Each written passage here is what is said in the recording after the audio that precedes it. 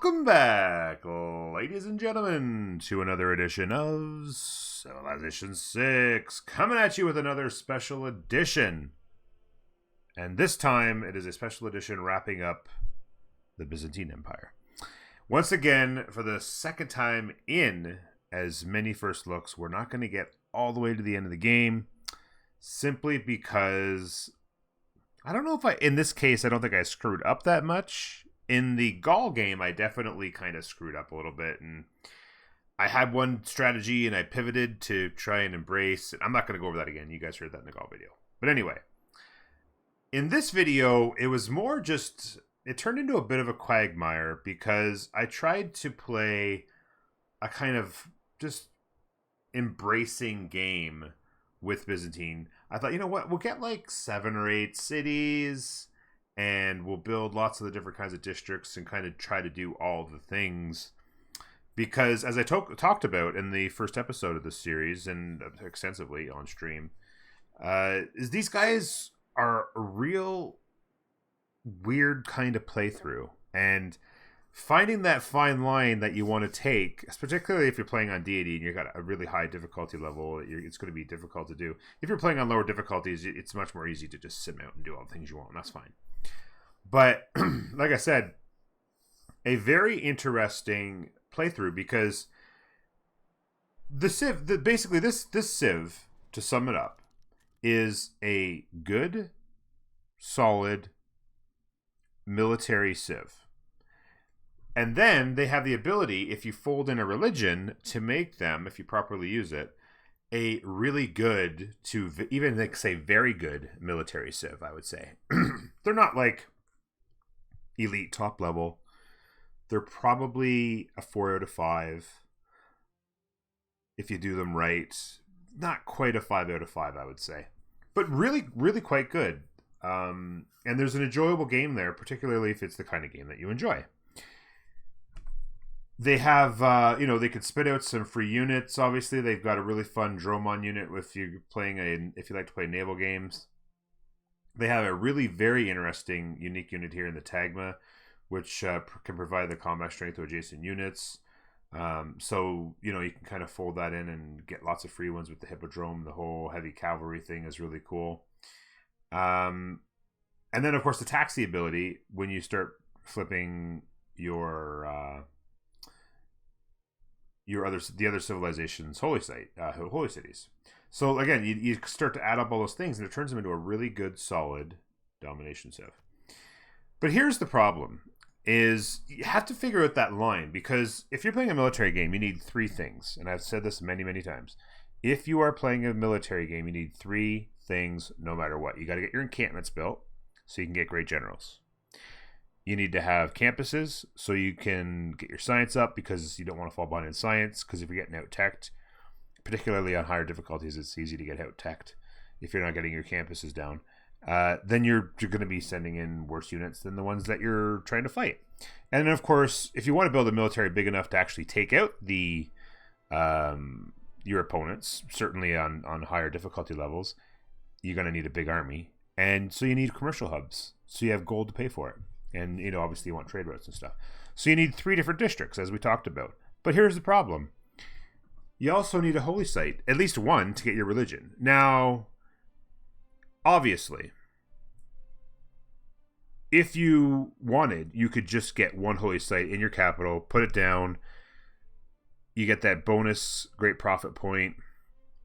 So it shouldn't be too hard to get the religion if you rush your holy site. Maybe you build the shrine to get to 3. Maybe even run a prayer to make sure you're guaranteed. And then you got your religion. You can get crusade and just call it there, never build another holy site. Don't worry about faith generation. Just do it all via military. And that's fine. But then you're running into a bit of a problem where, okay, well, we need a little bit of culture, because our unique unit's actually in the culture tree. And in this case, I never got a chance to build theater squares, so we just had to basically do it through basically monuments and population. And so it was a bit of a slow run. But the thing there is that generally in a military game, sometimes you only build like 4 or so cities, get your military together and go. But if you do that, then you've only got 4 monuments, and the culture run to your Tagma unit is that much longer. So again, you've got this really tough combination of, well, what do we do? Like, we had to get a little bit wider because, I mean, if we get to 8 cities, at least we've got, you know, that many more monuments, that much more population, getting you that much more culture to actually provide you the things you need to do. So that's kind of where you're at. Is like, okay, well, if we have to get wide, then we have to settler spam a bit more. We have to get more cities. And so that slows down your military game as well. So where's that combination? Where's that balance? It makes it a little bit tricky.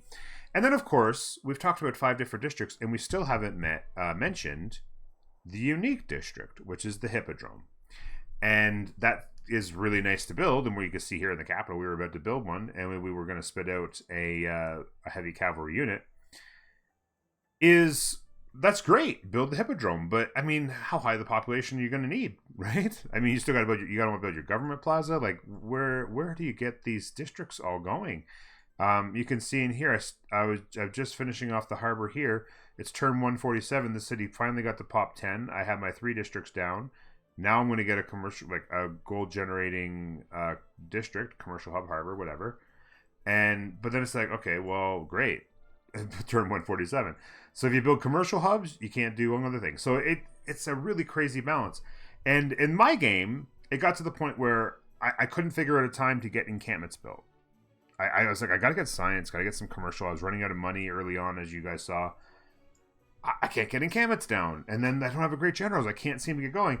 And then by the time you get to mid-game, especially on Deity, we had a couple of opponents who were just absolutely destroying great. Like, look at this. India, 26 points a turn. Gaul was 6 a turn. Hungary, 14 a turn.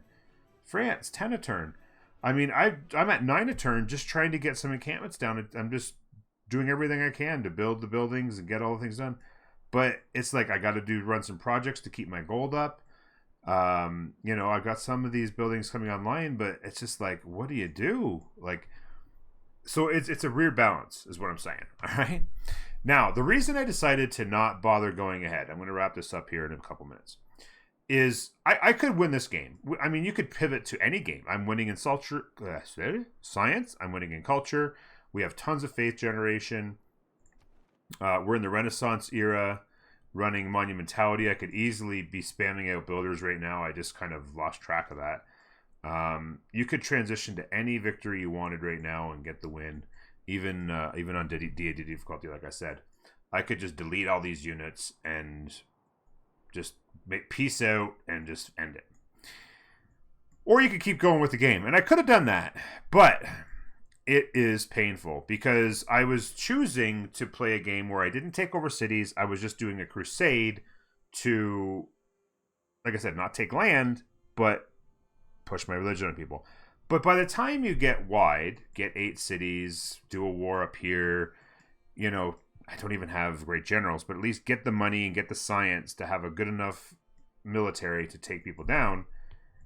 The opponents have got the walls up, and they've got good science too. And next thing you know, you're getting pelted by walls. They've got encampments up everywhere, so there's like no way to flank because you're constantly running into running into zone of controls.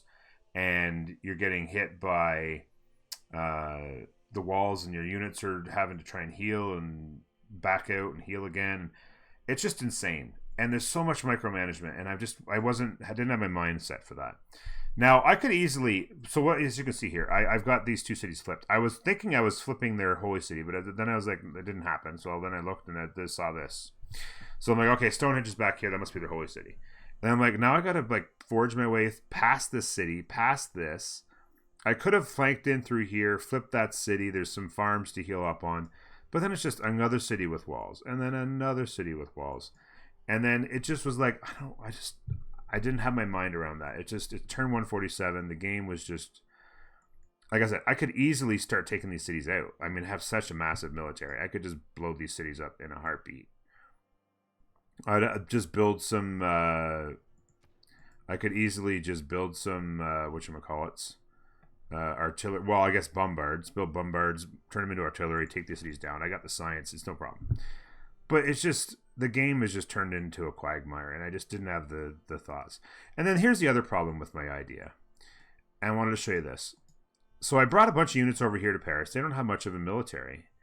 And so I was kind of like, okay, well, come over here. We'll kill some units. We'll start flipping cities.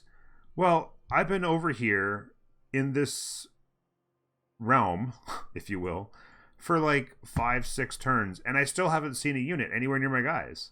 And then, okay, so I guess I go through here, wade through the more walls, get hit, farm up to kill this crossbowman maybe, or kill this musket if these guys haven't killed them for me already. Like, they've got no units. So I like, if you're not killing units, then you're not spreading your religion. So then it's like, okay, well, I get religious units now. Okay, well, my faith production is not insane, but I guess I could get some apostles and bring them over.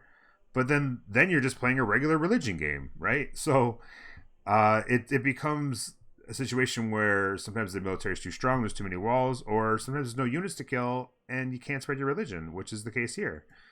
And then up here, again, just a massive quagmire. There's walls everywhere. I could surround it with all my boats and take these walls down, jump up here, kill some of these units. We've already actually flipped this city, and this city's actually wants to flip as well, as it turns out. So, we could jump up here, take out all these ranged units, again, hitting crossbowmen like crazy, but you come up in here, kill the units, and get landfall, and then you head south. But again, then you're just got more walls. Gandhi has got not only walls up everywhere, but they've got encampments. They're producing like 26 great general points per turn or something like that. So they've got encampments everywhere. I would be just running through a gauntlet to try and flip these guys, and they've got solid science, they've got really good military strength. It would not, like, these tagmas would not get it done. I'd have to put together a whole other military and hit them from 2 directions and try to figure it out. It would just be turn after turn. Each turn would take longer than this video. There'd be so many units to move and so many strategic decisions to make on where to go with your units, and it would just be too painful for me to do. I just don't have it in me. I wasn't mentally prepared for that, and I just don't want to do it. And you guys probably don't want to watch it. So, like I said, these guys are really an intriguing civ. I'm sure there's lots of people who love the idea of playing these guys. More power to you. They're not my cup of tea. I'll probably at some point try them again. Try to figure out that balance a bit better. Maybe just kind of, I don't know, ignore the culture side, only build one holy site, get your religion, go to war earlier, get your encampments and your campuses down, supplement your commercial hubs later, do a regular military style game with your crusade ability. But things just worked out so weird for me. Like, these guys didn't even have a religion, so I couldn't get that +3 for the holy site. Then I finally come over here, and their holy site's way the heck over there, because I didn't even get this one, because now I still don't have the +3. I never got to +6 on my taxi ability. It's insane. Anyway, this is 13 minutes, and I haven't even moved a unit, and you guys are probably already tuned out. But if you're still there, thank you very much for your support. Let me know about your experiences with the Byzantines, and particularly anybody out there who might be playing on Deity, and see, I'm curious about your thing, because there's so many things to do, and when you're playing on Deity, having to get this many different kinds of things done slows you down in any 1 or 2 things. And if you're not specializing and pushing towards a specific pathway, if you will, then you can start to run into trouble on Deity. And that's kind of what happened here. I looked way too wide, and I think you got to narrow your focus a bit more. Okay, that's it. Thanks for being here again, like I said, and we'll talk to you next time. Bye-bye.